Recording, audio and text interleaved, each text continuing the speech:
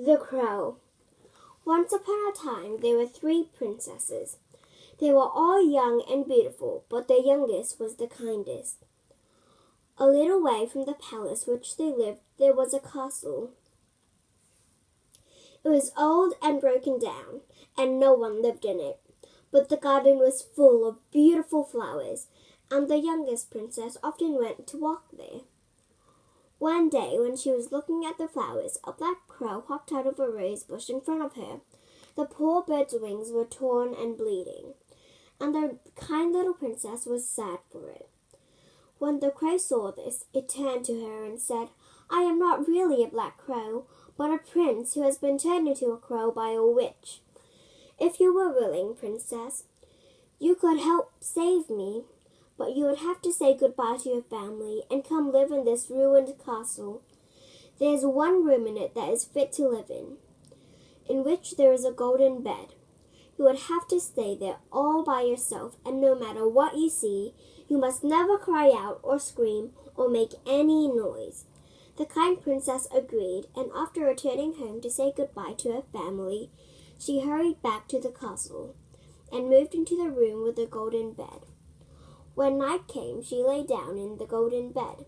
At midnight, the door opened, and a fierce tiger entered the room, growling and snarling at her. The princess lay quiet, still in the middle of the bed, and did not say a word. Then the tiger disappeared, and a huge green snake came slithering straight towards her. The princess was frightened, but she never made a sound. Next, there was a huge monster prowling round the room.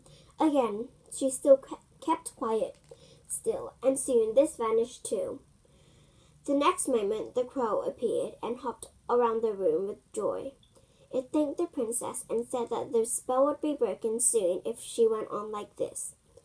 For several more nights, scary things happened around the princess' bed, but she never said a word. After a few days, one of the princess's older sisters came to visit her. The older princess decided to stay the night, but when the scary sights appeared, she screamed in terror, and the youngest princess nearly joined in. After that, she always kept watch alone. She might have been very lonely, but the crow visited her every day and talked to her. One day, the princess was in the garden picking some flowers for her room, when a pale but handsome young man came up to her. He knelt down at her feet and kissed her hands. "I am the prince," he said, "and you have saved me. I have fallen in love with you over the months you have helped me. Will you marry me and come and live in my castle?" The princess happily agreed, and as they turned around to look at the castle, they saw it was no longer broken and old, but grand and shining new. And there they lived for many years of joy and happiness. The end.